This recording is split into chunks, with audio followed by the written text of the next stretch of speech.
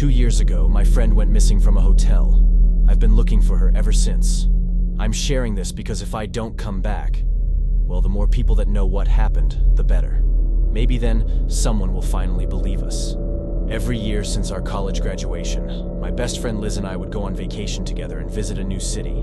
As we were planning the trip for late summer 2021, she got an email saying she'd earned a free week-long stay at a hotel. She tends to travel a lot for business, so it's not too unusual for her to get a free night every now and then. One of the locations she could redeem it at was somewhere we hadn't been before, and it looked ritzy. It sounded perfect. As soon as we walked into the lobby, though, something felt off.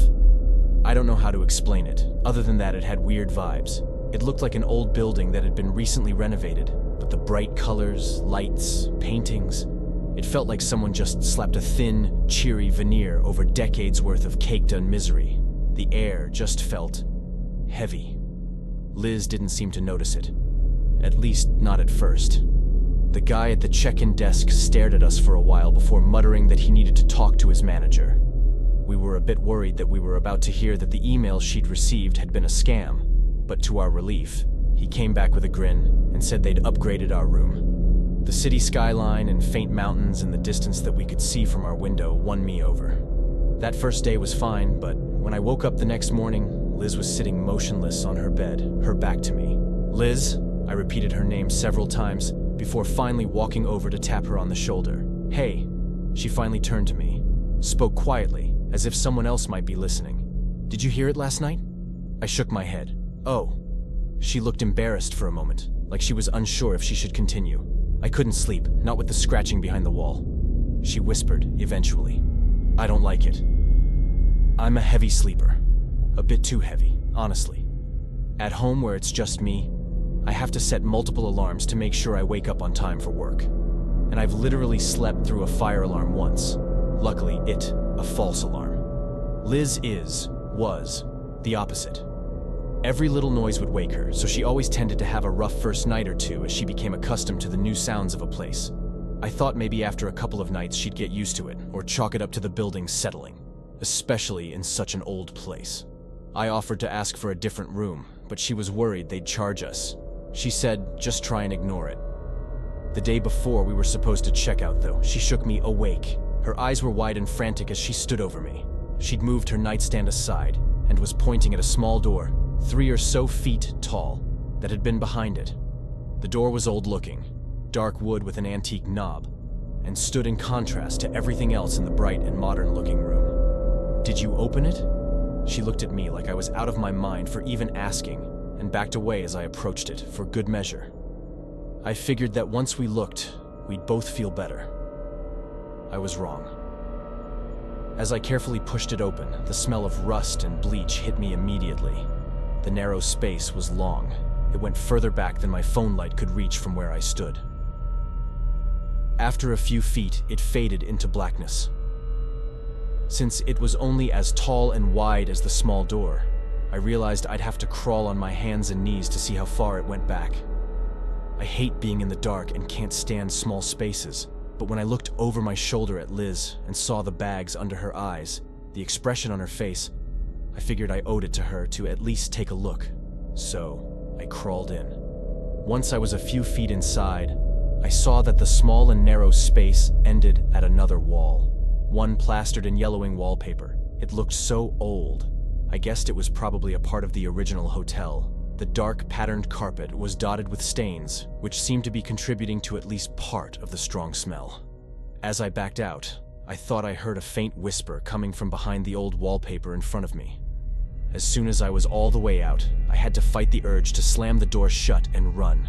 It felt so wrong in there. I wasn't sure what the purpose of that space had once been, but even then, I knew it was nothing good. Hey, I whispered, as soon as the door was closed, as I tried to nonchalantly move the end table back in front of it. Why don't we pack up? We can find a different hotel for tonight.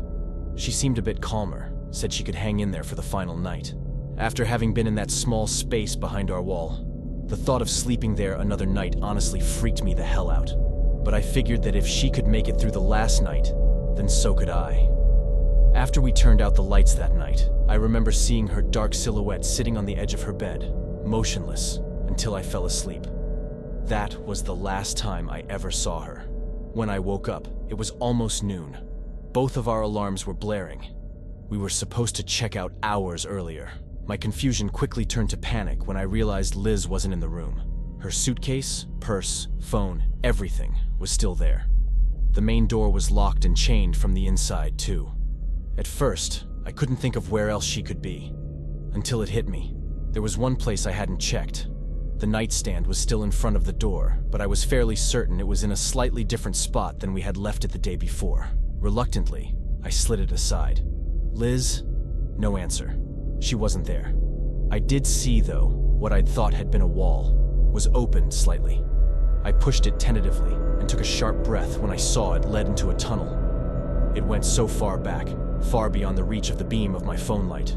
It looked endless. Liz? I got no response other than my own voice echoing back through the narrow space.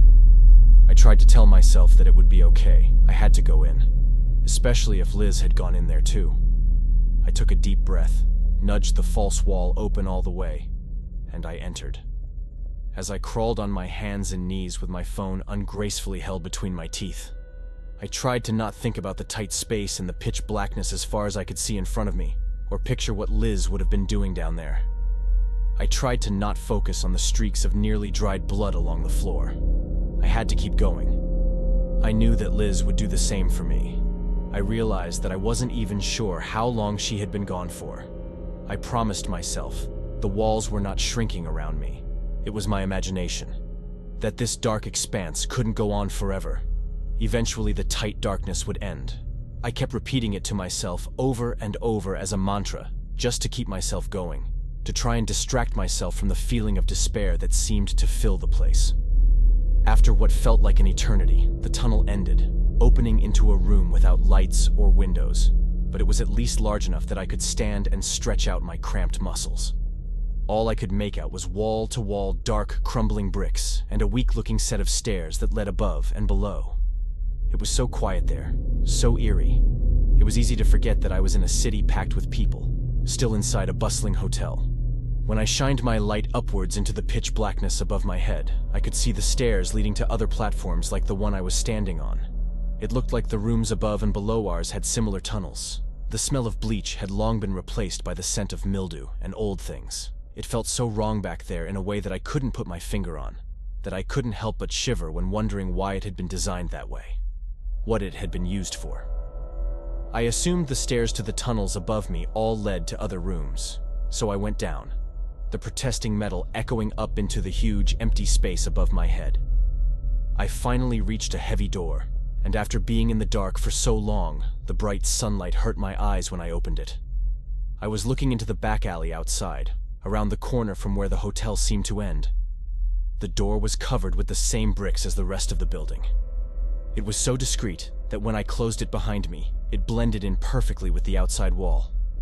I remember running back inside and bracing myself against the counter while I tried to convey what I'd found to anyone that would listen. I still have the image in my mind of how the dried blood on my palms stood out starkly on the white marble. It was all I could focus on as the manager tried to calm me down. He said Liz probably just wandered off. People go off on their own all the time to explore the city, he told me. She'd likely come back later. She never did. I was the one that called the police, and the officer that came out chatted casually with the hotel manager for a long time. They checked the room. I showed him the door, but he didn't seem concerned. He just repeated what the manager said. Maybe she decided to start over and didn't want to be found. I was hysterical, pointed out that her purse and her phone were still in the room. She hadn't even taken her shoes. It's not uncommon, he told me. Leaning in a little too close, a warning less subtle than his words was written across his face. For people to visit a city like this and never leave. I drove around for hours, asking shop owners and people outside if they'd seen her. None of them had. Eventually, I had to go home, back to work. The official story is still that she just left of her own volition. I don't believe it. Neither does her family or fiancé. Every so often, he and I would drive up there, just on the off chance that anyone had seen her, but we'd always get the same answer. He's the one that had the idea to book the same room again. to see what we could find in the tunnels. He must have called dozens of times. He'd try to make a reservation, ask if room 347 or any of the ones directly above it are available, and they'd always tell him no. We hadn't lost all hope, but we'd certainly lost most of it, until a few days ago. I recently received an email invite letting me know I'd earned a free week, just like the one Liz received 2 years ago. I went to check in, and after looking me over, the guy manning the desk said he needed to get his manager. The manager, the same one as before, came out in person, and I was so worried he turned me away, but he simply smiled and informed me that my room had been upgraded.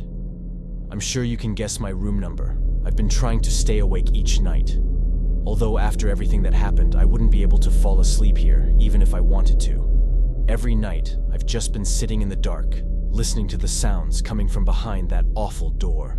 Sounds that I could almost swear are a bit louder, a bit closer, each night. I'm supposed to check out tomorrow morning. I have a feeling that tonight, I'll finally find out what happened to Liz. Wish me luck. A few years ago, I was driving down to Florida from Virginia. It certainly was time-consuming, but I was willing to take the time out of my week to see my family. On my way there, I had stopped by a hotel to spend the night in. I can't recall the name of the hotel, but I know it was in Georgia. I had actually decided to spend a few nights there, since I had plenty of time to see my family, and I was sore from driving for hours. I check in at the front desk under my last name. I got room 465. Why I remembered this and not the hotel name, I have no idea, but I did. I rented a room for about 3-4 days, just enough time to relax and enjoy the nice weather, maybe even go for a swim. I thought to myself, this is gonna be perfect. I was wrong. My first night, it was all right.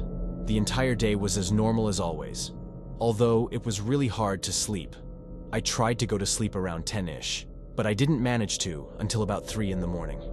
The hotel must have been old because throughout the night I kept hearing creaking noises. Not just that, but the people above me must have been energetic because I kept hearing their loud footsteps throughout the night. I don't remember how I even went 5 minutes without opening my eyes, but I did, and I fell asleep. I was wondering if I should make a complaint about the noises, but I figured it would be best not to, since it was only my first night there. When I woke up, my room was a bit messier than I remember. But I was tired. I could have imagined anything. I got up out of bed and walked over to my bathroom to get my morning shower. I turned the water on to the perfect temperature, stripped out of my clothes, and hopped on in. I made sure the bathroom door was locked because I'm usually paranoid of these things. In case you've never been in a hotel, the hotel doors are inaccessible to anyone that doesn't have the card, except for room service and employees, of course. Not long into my shower, I heard my hotel door open. This kind of freaked me out, but I assumed it was just maid service. Hello? I call out from the shower. I wait a moment, only to receive nothing, just silence. I open my shower curtain to look out into the bathroom, but it was completely empty except for my clothes lying down. I closed the shower curtain and decided to ignore the noise.